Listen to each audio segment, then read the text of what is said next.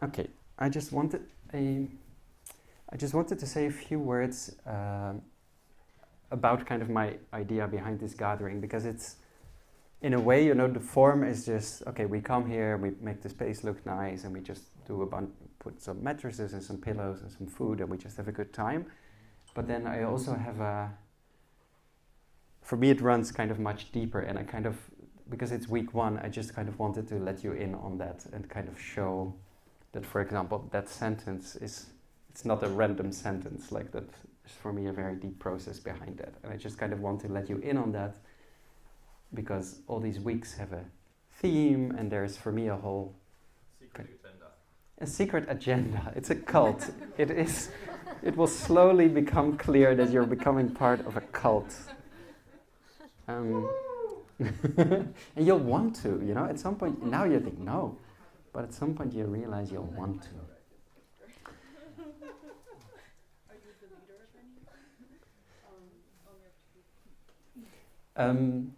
Yeah, so there's these 4 words in the sentence, right? What does the sentence say? A weekly space to connect, recharge, grow, and feel alive. Well, sounds beautiful. But what does it mean? So, feel alive, connect, grow, and recharge. So I'm working since, I don't know, 8 years on a kind of, what's now turning into kind of a philosophy of, and a sutra. It means maybe you know it from Kama Sutra, but sutra means a thread. So it's a certain kind of text, and a lot of philosophies have been written as a sutra. So if you do yoga, maybe you've heard of the Patanjali Sutra, which was the first written way in which yoga was described. And Buddhism has a bunch of sutras, well, thousands of pages, hundreds of thousands of pages. And it's this kind of way in which it's described, what is this, what is yoga? And I took it upon myself to try to write this kind of text, which is about creating safety and freedom in your life and in the world, which is just my kind of passion.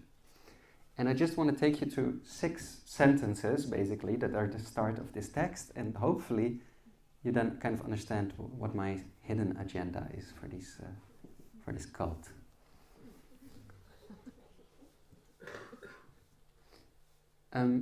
So the first sentence is, people want a fulfilling life and a better world.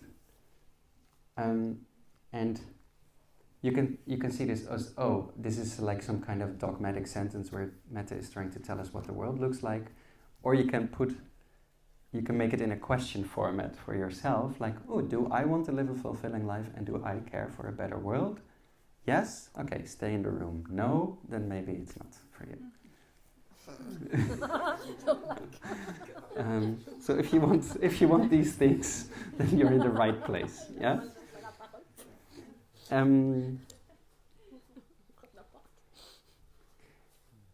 Then I will claim that people seek fulfillment by pursuing different qualities. So there's like aliveness, like, okay, you want to experience that you're alive, and that you can experience yourself and express yourself, and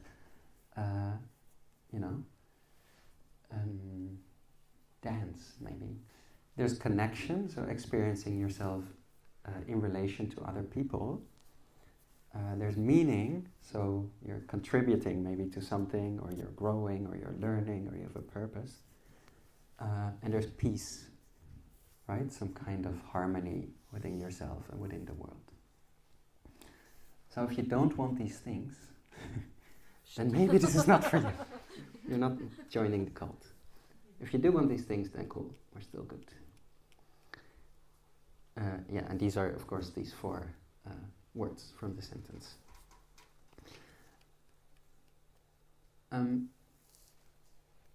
then the second sentence is that that the ways in which we look for fulfillment are often unfulfilling, so it doesn't quite work, right? A lot of people go about their lives, I don't know, wanting to find connection, but swiping the whole day on Instagram, which kind of feels, has the promise of connection, but maybe doesn't really make you feel that.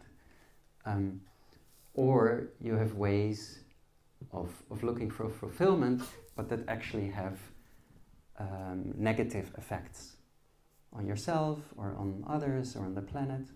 Maybe you're just, I don't know, addicted to shopping and this makes you feel alive, but there's a whole like supply chain, you know, that this relies on with, I don't know, child labor and you name it. Or maybe you cannot feel aliveness or connection without getting drunk, and then you just pay for it the next day, right?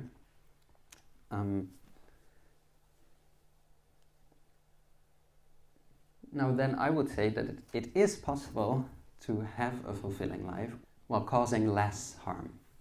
I won't say that you can do it fully without, but less. And now we get to the heart of it. Basically the core of what I always try to invite in all of my spaces, regardless of which of my events you're at, is real moments.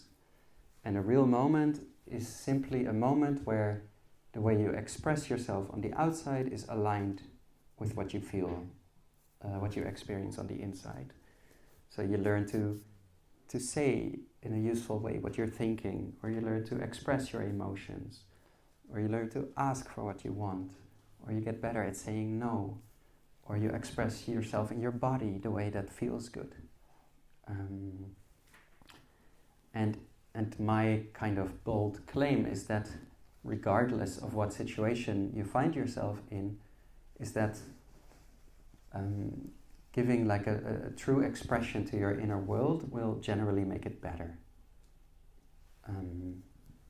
Even if you're in a terrible situation, but you can somehow, for example, share your sadness about it with someone and be felt in that. You know, it makes it better.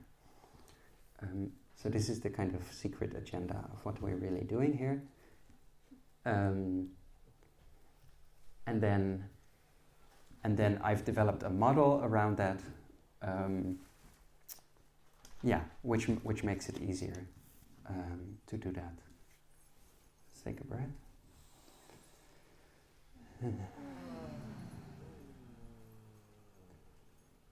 Is this helpful? I always have an idea that when I say these things that everybody hates me.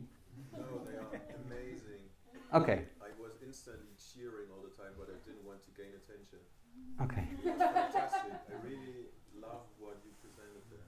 Okay, great. There's one voice of the room. I don't know. Maybe the rest hates it. But I got you.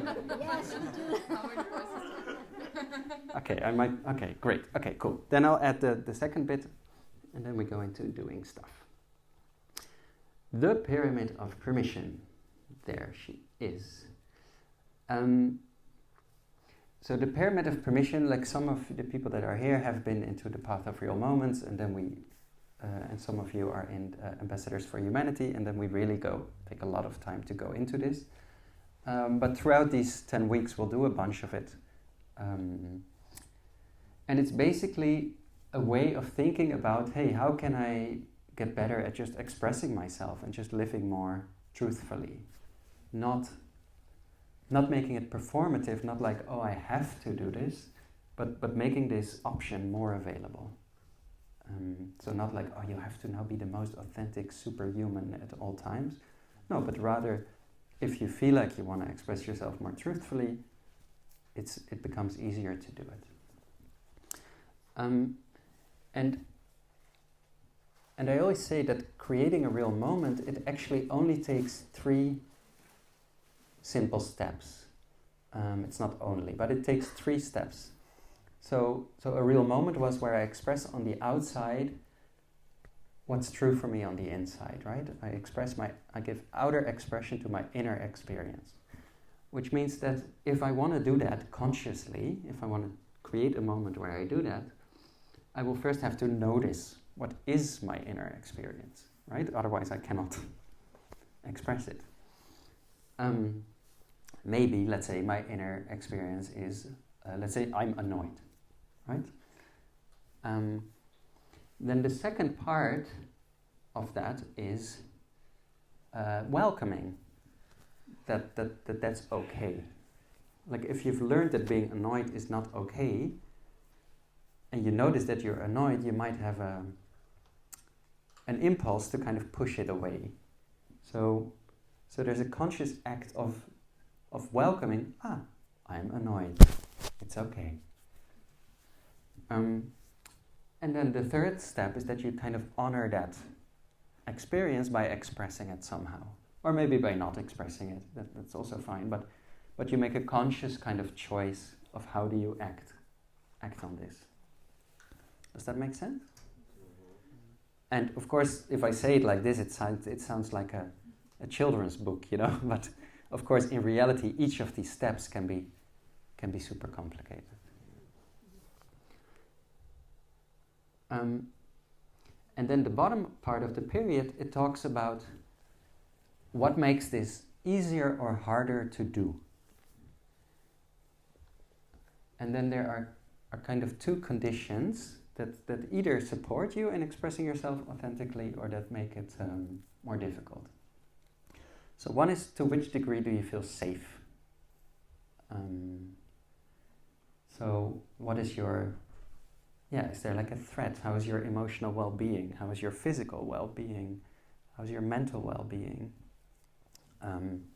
And the second is permission. So the thing that I want to express, is that okay to express? Now each of these have like an outer and an inner component, right? So safety, in different moments in your life, when you're in different circumstances, you'll experience different levels of safety, right? So right now in the room, there's a relatively high level of safety because we create it with so much attention.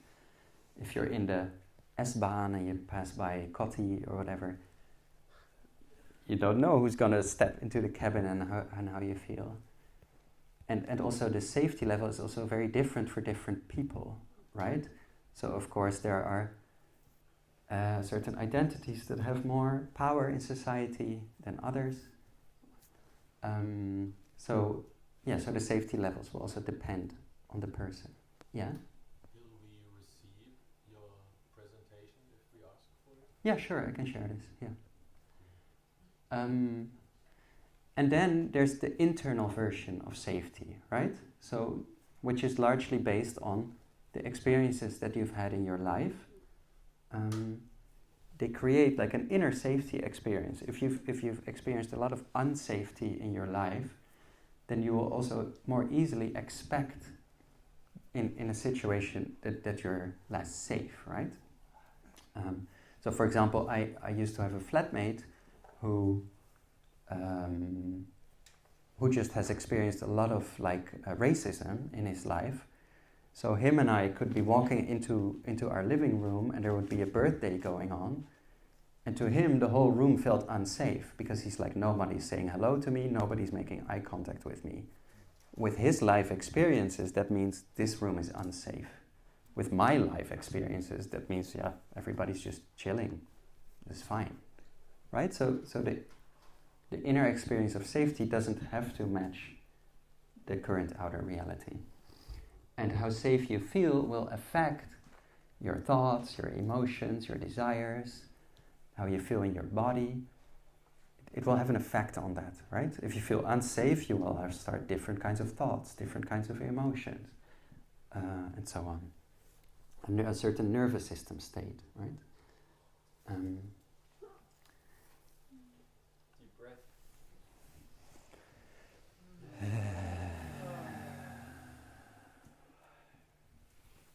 Thank you.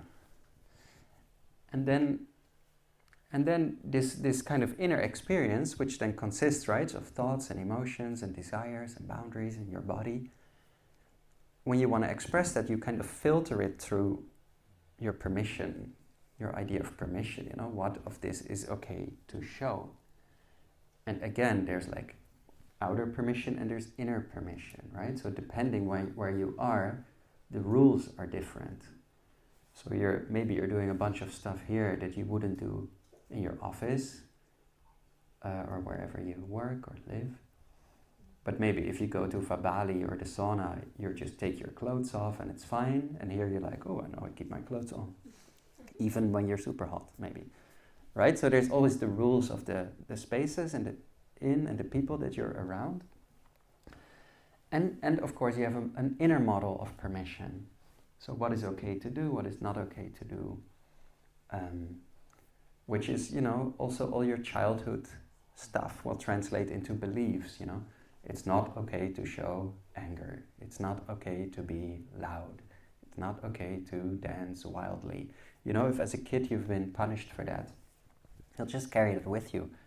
Even if you're now in a space where nobody would mind, inside yourself the permission is not there, right?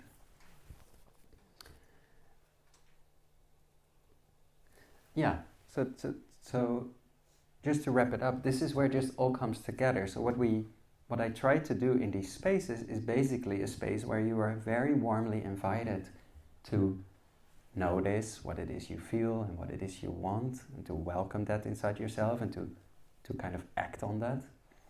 And then from together we try to create a lot of outer safety, and we try to create a lot of outer permission so that we all can do that.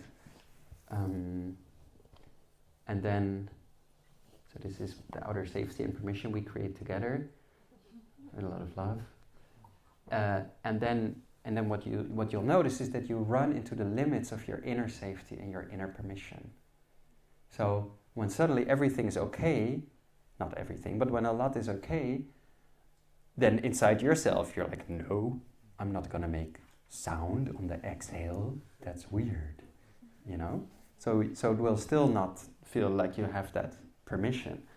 But by just spending time here and kind of creating new experiences, creating new imprints, you can slowly create more inner safety and inner permission for yourself.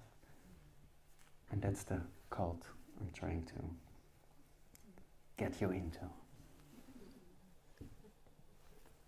So that hopefully you can have more aliveness and connection and meaning and peace. Let's take a breath.